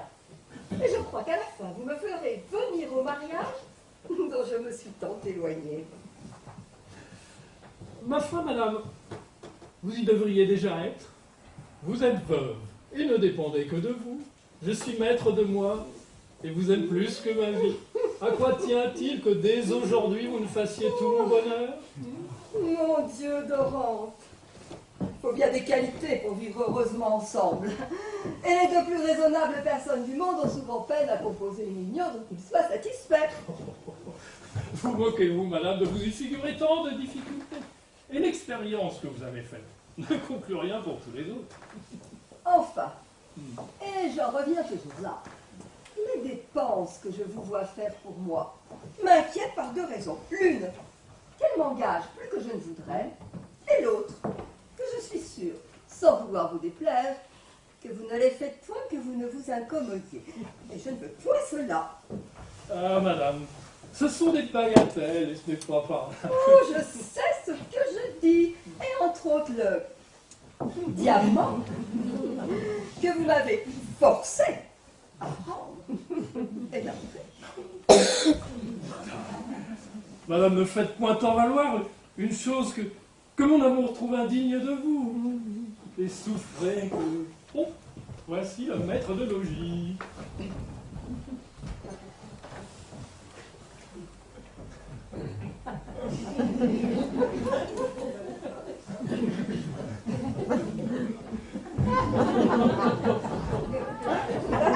Un peu plus loin, madame.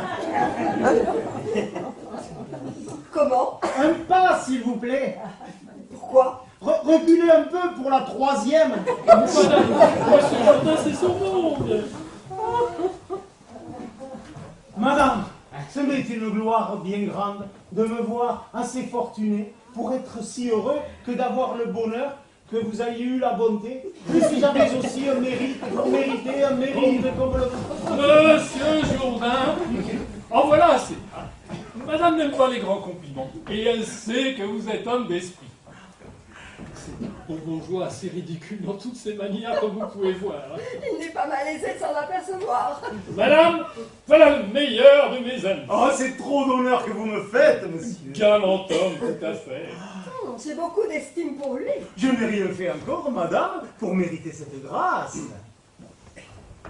Prenez bien garde au moins, ne lui point parler du diamant que vous lui avez donné. Ne pourrais-je pas seulement lui demander comment il le trouve? Comment?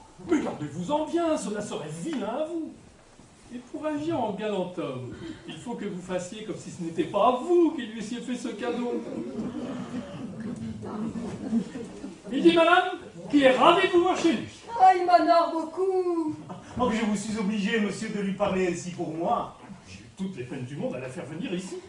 Oh, je ne sais quelle grâce vous en rendre. Monsieur Jourdain m'a indiqué, vous trouve la plus belle personne. Oh, c'est bien de la grâce qu'il me fait. Madame, c'est vous qui Bon, faites les grâces. changeons à manger. Hein. Ah oui, oui. Allons donc nous mettre à table et qu'on fasse venir les musiciens.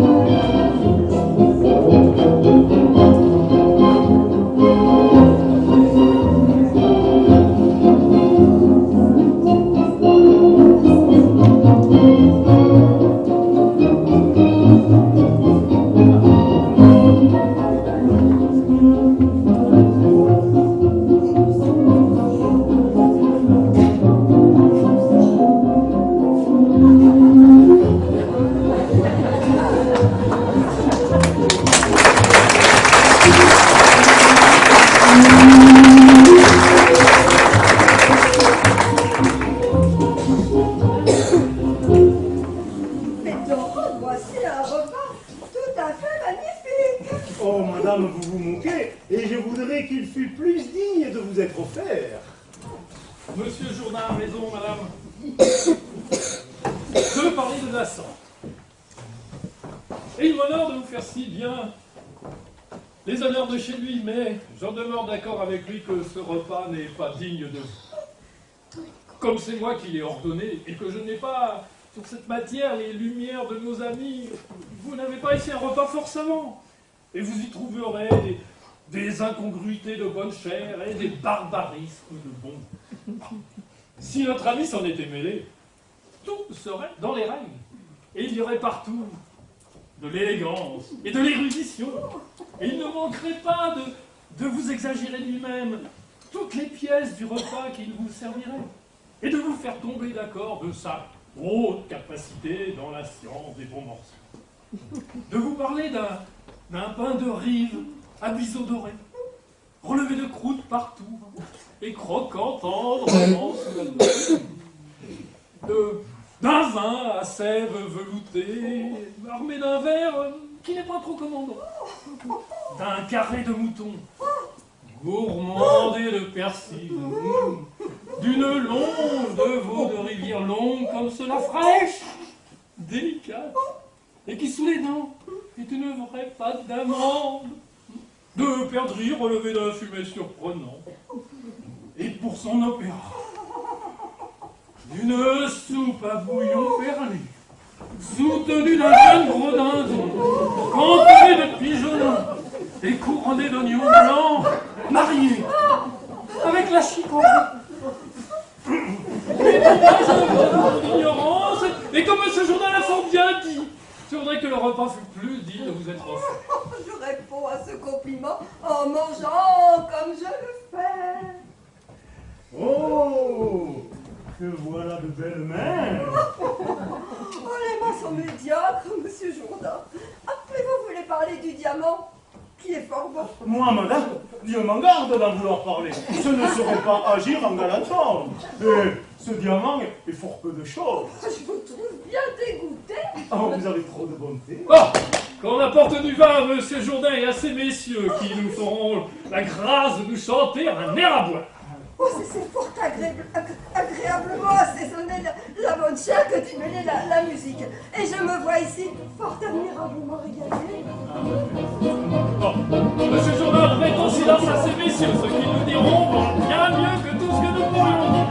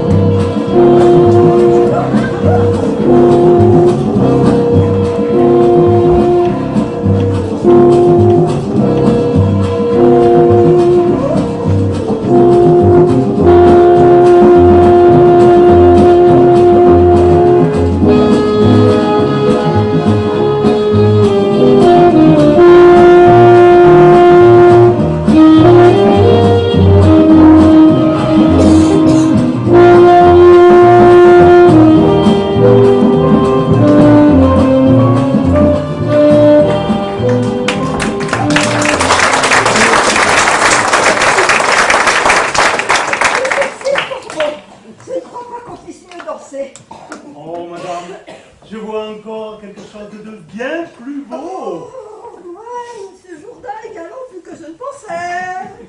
Mais pour qui prenez-vous, monsieur Jourdain? Mais je voudrais bien qu'elle me prie pour ce que je dirais. Ben, vous ne connaissez pas.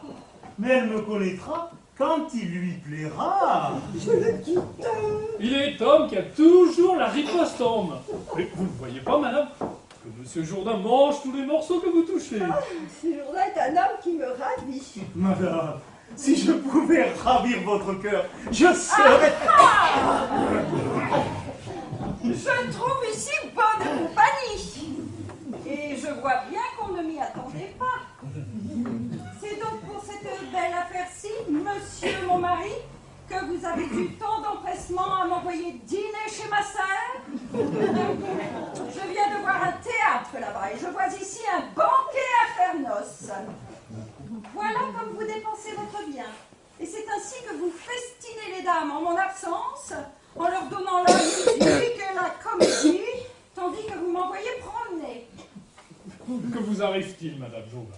Et quelles fantaisies sont les vôtres que d'aller vous mettre en tête que monsieur votre mari dépense son bien, et que c'est lui qui donne ce régal à madame. Ah, apprenez que c'est moi, je vous fais, et qu'il ne fait seulement que me prêter sa maison, et que vous devriez un peu mieux regarder aux choses que vous dites. Oui, et pertinent, c'est monsieur le comte qui donne tout ceci à madame, qui est une personne de qualité. Et il me fait l'honneur de prendre ma maison et de vouloir que je sois avec lui. Oui, ce sont des chansons que tout cela. Je sais ce que je sais. Prenez, madame Jourdain, prenez de meilleures lunettes. Je n'ai que faire de lunettes, monsieur, et je vois assez clair. Il y a longtemps que je sens les choses, et je ne suis pas une bête. C'est fort vilain à vous pour un grand seigneur de prêter la main comme vous faites aux sottises de mon mari. Et vous, madame, pour une grande dame, ce n'est ni bon ni honnête à vous de mettre de la dissension dans un ménage et de souffrir que mon mari soit amoureux de vous. Mais que veut donc dire tout ceci? Enfin, ma honte. Vous vous moquez de m'exposer aux seules visions de cette extravagante. Oh là, madame, où courez-vous? Oh, monsieur le comte, madame, faites-lui une excuse et ramenez-la. Oh, impertinente que vous êtes. Voilà de vos beaux faits. Vous me venez faire des affrontes devant tout le monde et vous chassez de chez moi des personnes de qualité. Ah, je me moque de leur qualité. Je ne sais ce qui me tient maudit. Que je vous fende la tête avec une pièce du repas que vous êtes venu trouver. Je me moque de tout cela. Ce sont mes droits que je défends. Et je prie pour moi toutes les femmes.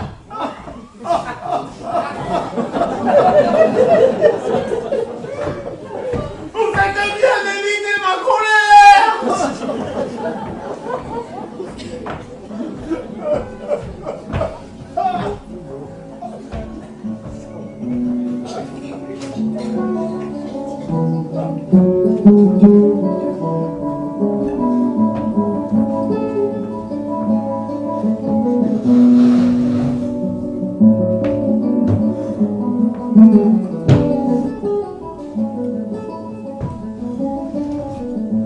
Elle est arrivée là bien malheureusement.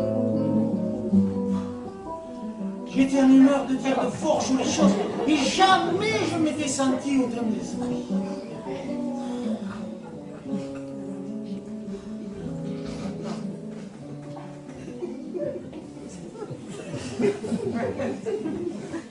Qu'est-ce que c'est que ça? Monsieur, je ne sais pas si j'ai l'honneur d'être connu de vous. Non, monsieur. Je vous ai connu que vous n'étiez pas plus haut que cela. Moi? Oui, vous étiez le plus bel enfant du monde et toutes les dames vous prenaient dans leurs bras pour vous baiser. Pour me baiser? Oui, j'étais grand ami de feu monsieur votre père. Feu, monsieur mon père. Oui, c'était un fort honnête gentilhomme. Comment dites-vous? Je dis que c'était un fort honnête gentilhomme. Mon père? Oui, Et vous l'avez fort connu? Assurément, Et vous l'avez connu pour gentilhomme? sans doute.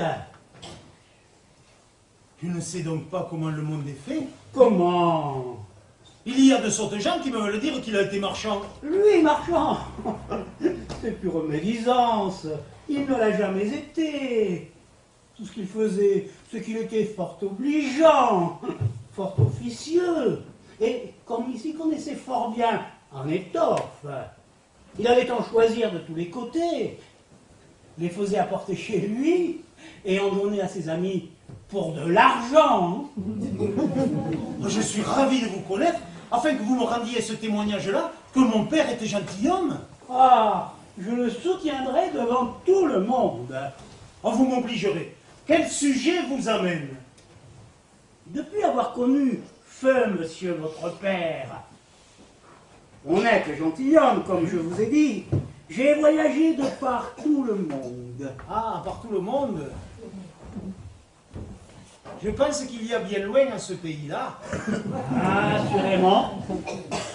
Je ne suis rentré de tous mes longs voyages que depuis 4 jours. Et par l'intérêt que je prends à tout ce qui vous touche, je suis venu vous annoncer la meilleure nouvelle du monde. Quelle? Vous savez que le fils du grand truc est ici. Moi? Non. Comment? Mais il a un trait tout à fait magnifique. Tout le monde le va voir. Et il a été reçu en ce pays comme un seigneur d'importance. Par ma foi, je ne savais pas cela. Ce qu'il y a d'avantageux pour vous, c'est qu'il est amoureux de votre fille. Le fils du grand truc? Oui. Et peut-être votre gendre. Mon gendre, le fils du grand truc? Le fils du grand truc, votre gendre, comme je le fus voir, et que j'entends parfaitement sa langue, il s'entretint avec moi et me dit, après quelques autres discours, Asiam proxolaire push, à la moustache frigidelum, à manahem varaini, serre carbulat, c'est-à-dire, n'as-tu point vu une jeune belle personne qui est la fille de Monsieur Jourdain, gentilhomme parisien? Le fils du grand truc dit cela de moi? Oui.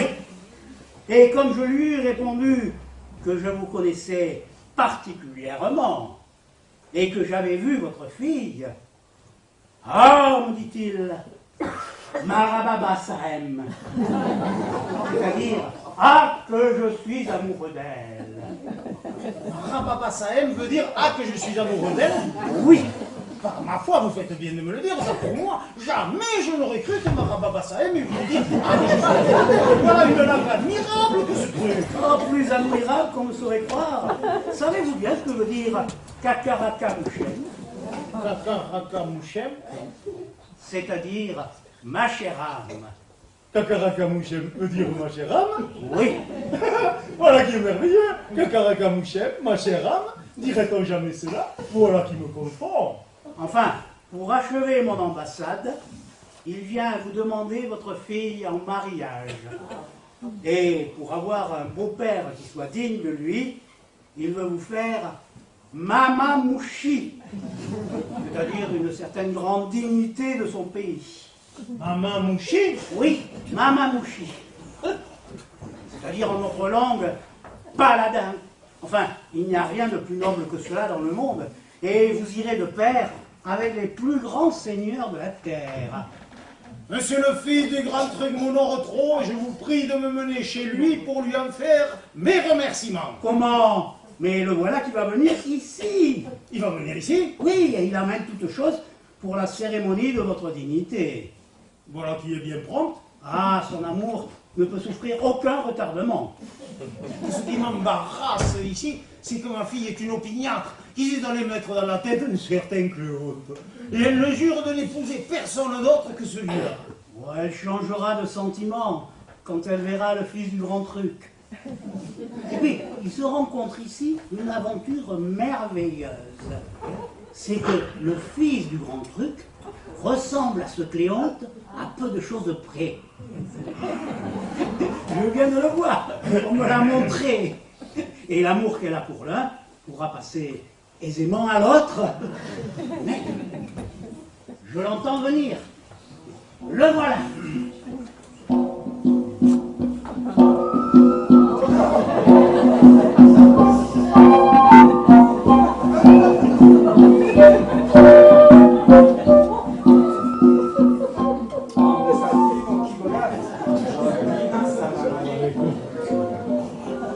C'est-à-dire, Monsieur Jourdain, votre cœur soit toute l'année comme un rosier fleuri. Ce sont façons agréables de parler de ces pays-là. Je suis très humble serviteur de son Altesse Truc. Carigard, Camboto, Oustine Moraf. Kataleki, Christine, Yok, Kasum, Bassé, Alamoram. Il dit que le ciel vous donne la force des lions et la prudence des serpents. Sur le fils du grand truc m'honore trop et je lui souhaite toutes sortes de prospérité. Sadok Babali, Oraka Furam.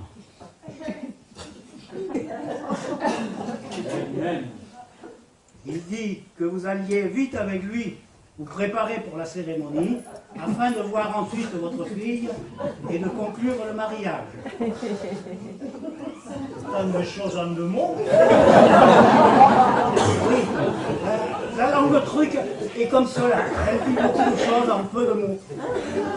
Allez vite, Lisbeth.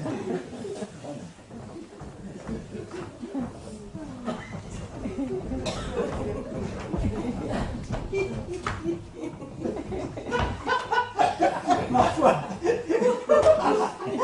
cela tout à fait drôle.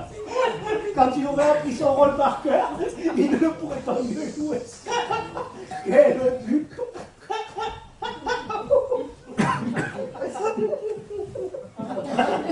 Je vous prie, monsieur, de bien vouloir nous aider, Séant, dans une affaire qui s'y passe. Qui t'aurait reconnu, comme te voilà ajusté. Oui, vous voyez. Hein. Et de quoi ris-tu? Bon, une chose, monsieur, qui ne me coûte rien. Comment? Je vous donne en bien des fois à deviner le stratagème dont nous servons auprès de monsieur Jourdain pour porter son esprit à donner sa fille à mon maître. Je ne devine point le stratagème, mais je devine qu'il ne manquera pas de faire son effet puisque tu l'entreprends. Oui, je sais que la bête vous est connue. Mais apprends-moi ce que c'est.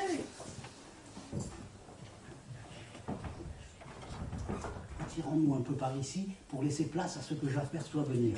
Vous verrez une partie de l'histoire, tandis que je vous conterai le reste.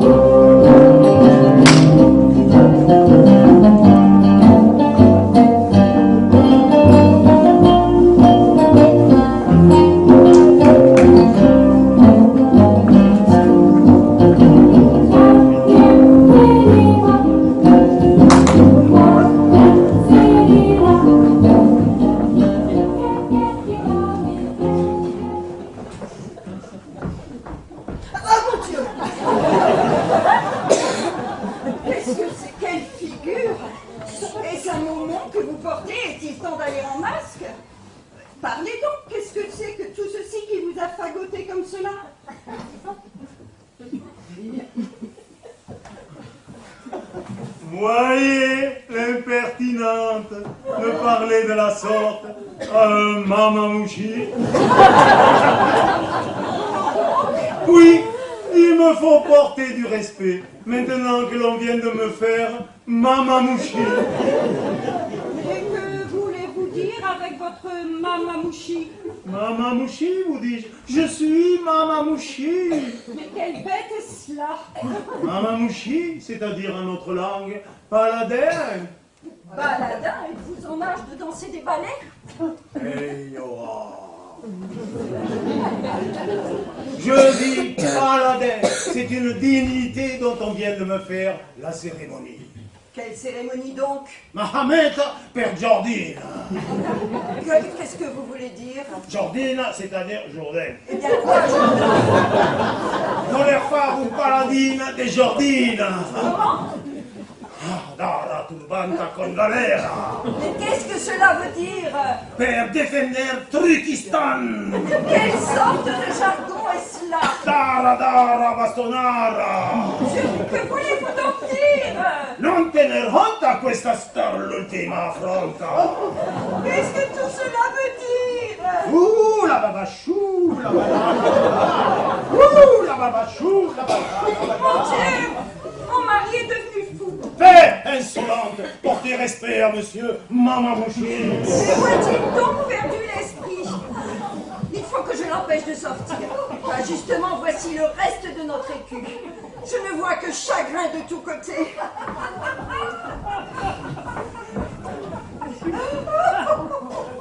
Et oui, madame, vous verrez la plus plaisante chose qu'on puisse voir. Et je ne crois pas que dans tout le monde, il soit possible de trouver encore un homme aussi fou que celui-là. Et puis, madame, il faut tâcher de servir l'amour de Cléante et d'appuyer toute sa mascarade. C'est un fort galant homme et qui mérite qu'on s'intéresse pour lui. Ça fait beaucoup de cas. Et il est d'une bonne fortune. Et puis, madame, nous avons ici un valet qui nous attend, que nous ne devons pas laisser perdre. Il faut voir aussi si mon idée pourra réussir. Là, des appétits de rente. Et ce sont des choses que je ne puis plus souffrir. Oui, je vais enfin empêcher vos profusions. Et pour rompre le cours à toutes ces dépenses que je vous vois faire pour moi, j'ai décidé de me marier promptement avec vous. C'en est le vrai secret. Et ces choses-là finissent toujours avec le mariage. Madame, est-il possible que vous ayez pu prendre pour moi une si douce résolution? Ce n'est que pour vous empêcher de vous ruiner.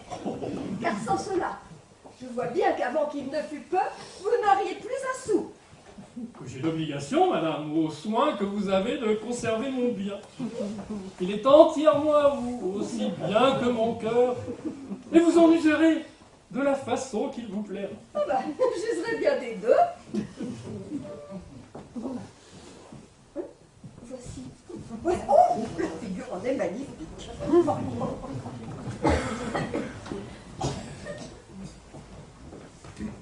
Monsieur, nous venons rendre hommage, madame et moi, à votre nouvelle dignité et nous réjouir avec vous du mariage que vous faites de votre fille avec le fils de Grand Truc. Monsieur, je vous souhaite la force des serpents et la prudence des lions.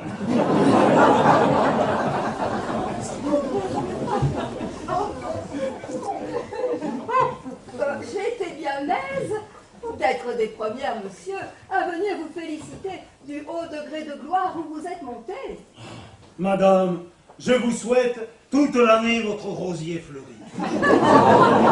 Je vous suis infiniment obligé de prendre part aux honneurs qui m'arrivent. Et j'ai beaucoup de joie de vous voir revenu ici pour vous faire les très humbles excuses de l'extravagance de ma femme. Ce n'est rien. J'excuse en elle un pareil mouvement.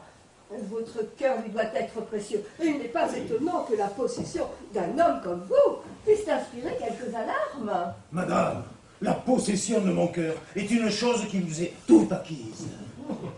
Vous voyez, madame, que monsieur Jourdain n'est pas de ces gens que les prospérités aveuglent et qu'il sait dans sa gloire connaître encore ses amis. C'est la marque d'une âme tout à fait généreuse. Bon, mais où est donc son Altesse Truc? Nous voudrions bien, comme vos amis, lui rendre nos devoirs. Ah, le voilà qui vient, et j'ai envoyé guérir ma fille pour lui donner la même. Monsieur, nous venons faire la révérence à votre Altesse comme ami de monsieur votre beau-père et l'assurer avec respect de nos très humbles services. Où est le truchement? Pour lui dire qui vous êtes et lui faire entendre ce que vous dites. Vous verrez qu'il vous répondra. Et il parle truc à merveille. Oh là, où diantre est-il passé? Bon, allez. Strophe. Monsieur est un grand des seigneurs, Et madame, une grande dame. Lui, Big French Mamamouchi. Et elle, Mamamouchi Française. Je ne puis parler plus clairement. Ah, voici l'interprète. Où allez-vous donc? Nous ne saurions rien dire sans vous. Dites-lui un peu que monsieur et madame sont des personnes de grande qualité qui lui viennent faire la révérence comme mes amis et l'assurer de leur service. Venez voir comme il va. Ah là. Ah si Boram. Ah la Bamen. Vous voyez? Kataleki Kibal Urin Soter Amalusham. Il dit que la pluie des prospérités arrose en tout temps le jardin de votre famille. Et je vous l'avais bien dit qu'il parle le truc. Hein? Ça serait admirable. Ah, venez ma fille, approchez-vous et venez donner votre main à monsieur qui vous fait l'honneur de vous demander un mariage. Oh mon père, comme vous voilà fait, est-ce une comédie que vous jouez? Non, ce n'est pas une comédie, c'est une affaire fort sérieuse et la plus pleine d'honneur pour vous qui se peut souhaiter. Voilà le mari que je vous donne. Je ne veux pas me marier. Mais je le veux, moi qui suis votre père. Mais je n'en ferai rien. Ah, que de bruit. Alors, vous dis-je, ça, votre main. Non. Non, mon père. Il n'est point de pouvoir qui me puisse obliger à prendre notre mari que Cléon. Et je me réserverai plutôt à toutes les extrémités que de...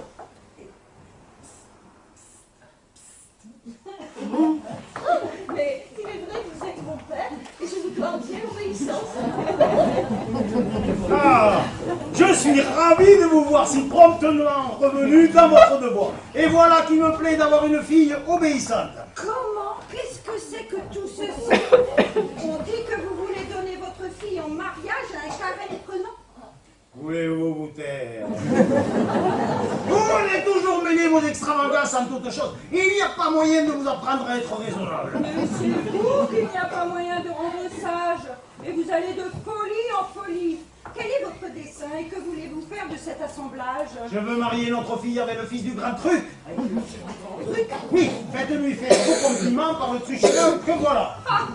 Je n'ai que faire du truchement, je lui dirai bien moi-même à son nez qu'il n'aura point ma fille. Voulez-vous vous taire encore une fois? Comment, Madame Jourdain, vous vous opposez à un bonheur comme celui-là? Vous refusez son Altesse Truc pour gendre? Oh mon Dieu, monsieur, mêlez-vous de vos affaires. C'est une grande gloire qu'il n'est pas à rejeter. Madame, je vous prie aussi de ne vous point embarrasser de ce qui ne vous touche pas. C'est l'amitié que nous avons pour vous qui nous fait intéresser dans vos avantages. Eh bien, je me passerai de votre amitié. Mais voilà votre fille qui consent aux volontés de son père. Ma fille consent à épouser un truc. Elle peut oublier Cléante. Que ne fait-on pas pour être grande dame? Je l'étranglerais de mes mains si elle avait fait un coup comme cela. Voilà bien du caquet, je vous dis que ce mariage-là se fera. Et moi, je vous dis qu'il ne se fera point. Ah, que de bruit! Ma mère! Oh, allez, vous êtes une coquine. Quoi, vous la querellez de ce qu'elle m'obéit? Ben oui, elle est à moi aussi bien qu'à vous. Madame, Que me voulez-vous compter, vous? un mot. Je n'ai que faire de votre mot. Monsieur, si elle veut écouter une parole en particulier, je vous promets de la faire consentir à ce que vous voulez. Je n'y consentirai point. Écoutez-moi seulement. Non. Écoutez-le! Non. Il vous Je dira! ne veux point qu'il ne me dise rien. Voilà une grande obstination de femme. Cela vous fera du mal de l'entendre. Écoutez-moi seulement. Vous ferez après comme il vous plaira. Eh bien, quoi?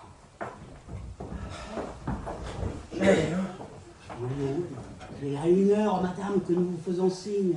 Ne voyez-vous pas que tout ceci n'est fait que pour nous demander en vision de votre mari, et que nous l'abusons sous ce déguisement, et que c'est Cléante lui-même qui est le fils du grand truc, et moi, Conviel, qui suis le truchement.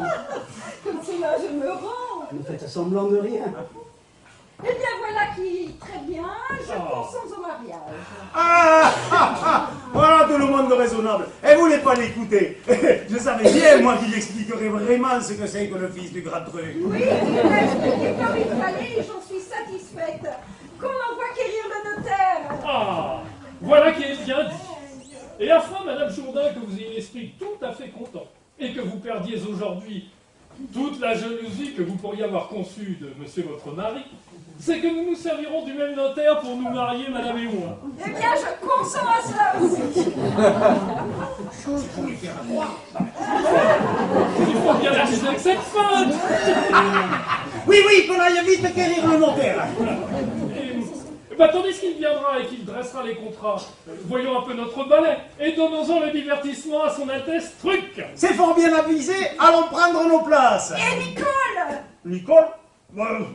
Je la donne autrichement. Et ma femme, à qui la voudra, hein.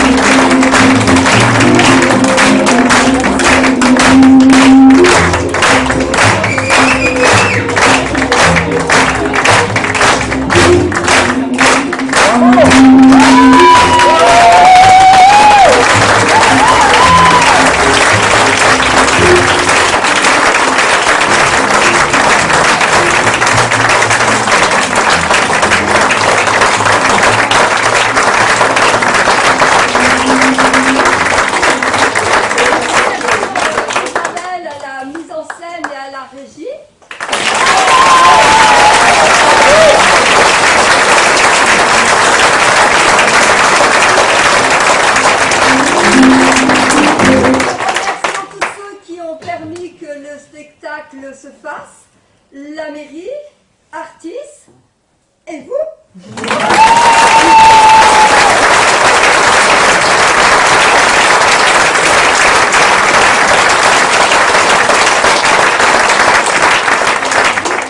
Et là, le renouveau de la salle.